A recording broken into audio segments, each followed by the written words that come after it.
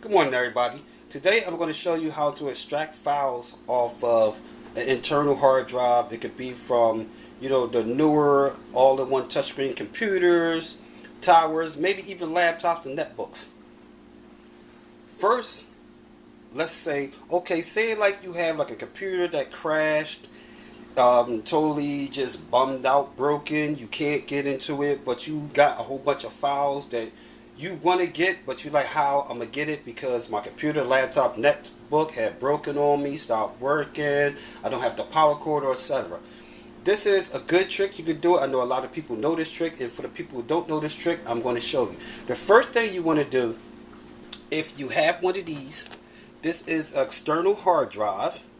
Of course, it comes with a USB piece that you connect from here to your computer or whatever device you're using so you can power it up. Now, you can buy one of these from anywhere. It don't have to be a terabyte. It don't have to be a 500 gig. It could be any type of gig, because the whole thing that you need the case. So, as you see, I have multiple hard drives right here, but it's two in particular that I'm interested in. That's this one I've been using years ago. As you see, it have beats, drum kits, movies, programs, and etc. And also this one, from the very first time Windows 10 came out, has FL Studio 12 and 10 and a whole bunch of files on it. So I'm mainly concerned about these. So basically we're going to focus on these two.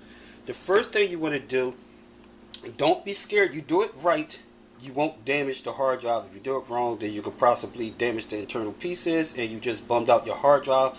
So I'll say be mindful, be careful, and enjoy this video. First, what you want to do, you want to get a screwdriver, flathead screwdriver, and find any section you can insert it into.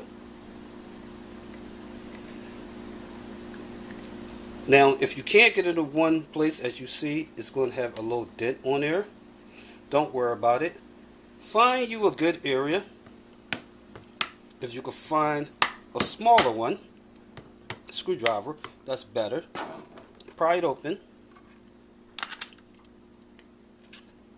Now, once you open it, you see there's a hard drive in here. This is the board that connects it to the power supply into the hard drive. This is the part you don't want to break, so when you open it, make sure that you don't dig into here and don't go too far when you dig in. Now, to get the hard drive out, take your nail, pry it open a little bit, and take your time to slide it out. Let's put that to the side. And we're going to start with this one. And take your time, put it in. Go on an angle. Make sure you get into the right ports. Slide in gently. Now, you don't have to close it back because we're going to be switching hard drives. So what you want to do is, once you get this in, make sure it's in firm and snug. Make sure you don't touch these, especially with wet hands or dirty hands, or if you was touching like your hair, your clothes, or anything, because static electricity can destroy your hard drive, especially if it's an older hard drive. These are more durable, and it can destroy the components on your board, will make it hard for you to read your hard drive. Next, I'm going to show you how to connect it, and we're going to go into the computer, and we're going to check it out. Now that we're at the computer, let's connect the hard drive. Make sure that your USB cord is connected to your computer. Take your time. Connecting to here. You should see a light flashing. We're going to set it down gently. And we're going to wait until the computer responds. Let me reconnect this. You want to make sure the light comes on. And what we want to do, we want to wait till the computer responds and let us know that it read the hard drive.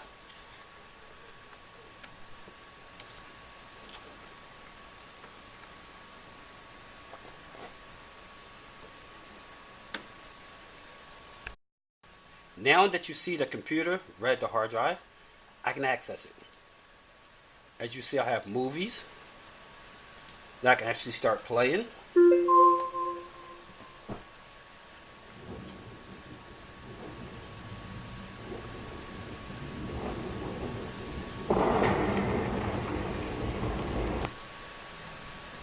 and a whole bunch of crazy pictures and etc. More movies, more movies, more movies, a whole bunch of movies. I have music programs. You see I have all the Pro Tools in here, and more movies, more movies, more movies. I have sounds, instrumentals, more movies, more programs, flyers. I'm actually able to access all my stuff.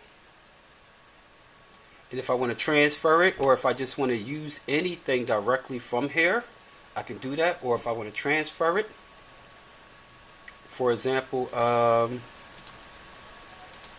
that you're ready for your second lesson, let us look back and see what were the most important things you have learned from your first lesson.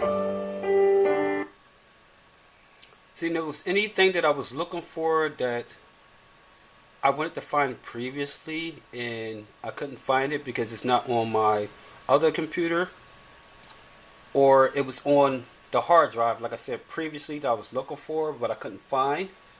I can always access it by doing this method. So anytime that you have any device that has an internal hard drive and the device itself is not working, don't throw away your hard drive. And in some cases, if it's like a desktop, even laptops, if you're going to sit there and strip it because you like, or I'm going to take some pieces, take out your hard drive and take out your RAM, which is your memory cards. Them you definitely want to keep, because in some cases when it comes to desktops, some cases you could put a hard drive in from a different system. Like you could take an HP hard drive and put it in a Dell. It might be able to read it. The sound drivers might be different. It might not work. Or it might not work proficiently. But if you sit there and take that new tower, or if you have an HP and you get another HP tower, you could put your hard drive in. It might be compatible with the memory cards and it might not be. So you might have to switch your memory cards and put in the one from the previous desktop. That's only if it can fit the memory slots. If not, then you can do this method. You don't need a small external hard drive. You can buy like the bigger ones too. So it works pretty much the same, but you know, a lot of devices nowadays have smaller hard drives, which is SATA or etc. So this is a good method. It definitely works. This is the first hard drive. So now I'm going to put in the second hard drive and see what's on the second hard drive. Now that we're in the second hard drive, as you see, it's still files there. Now, if you ever sit there and put a hard drive into an external case and go to run into your computer and you don't see no files or anything, and if you get the option that says scan and repair, because sometimes it could be like one particular file or registry file that makes it that you cannot see nothing on your hard drive, but you still have stuff there. So if you scan and let it repair, this what happens. Usually everything would come up in black writing, but you see it come up in blue writing because I had to do a scan and repair on this particular hard drive. But as you see, everything is there. I have my Mixcraft 7. That's from my old Canon FL10. Let's see. Data, projects. Voila. You see some beats right there. Let's give it a play, make sure it works.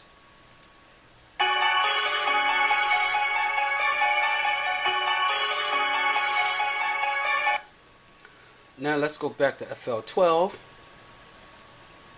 Now that you see, this method definitely works.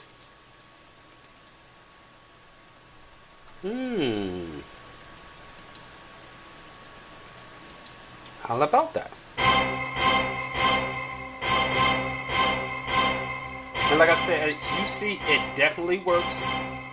Any songs that you have on there, any videos that you did, any projects, you can also go back and retrieve these projects with no problem, and you won't be taking a big loss.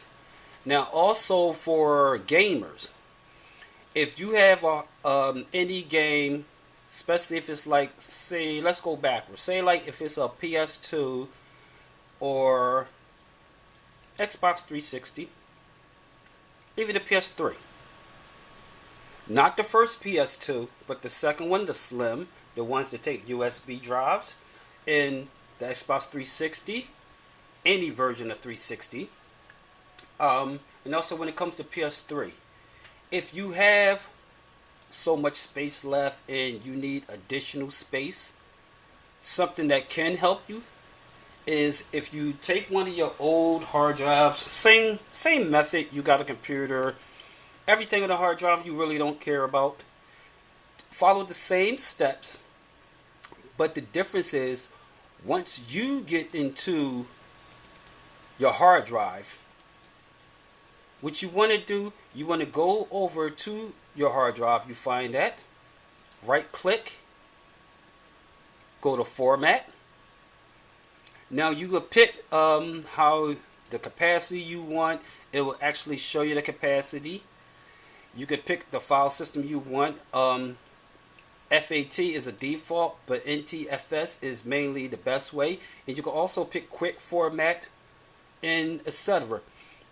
But the best way would be to do quick format. And what it will do, it will erase everything that's on that hard drive. Even if it's nothing on the hard drive, it would just reformat it, or updated format. So you could use it now. Any system, PS3, PS2, and Xbox 360, they run off 2.0, or some people say 2.0 firmware. Xbox Ones and PS4 goes off of 3.0.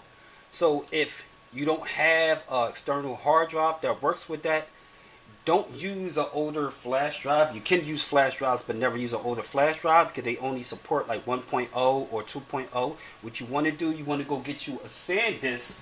You can get these from like any Target, Radio Shack if it's still open. This particular SanDisk, it's 2.0, but it also supports 3.0 that you could use on a PS4 and an Xbox One.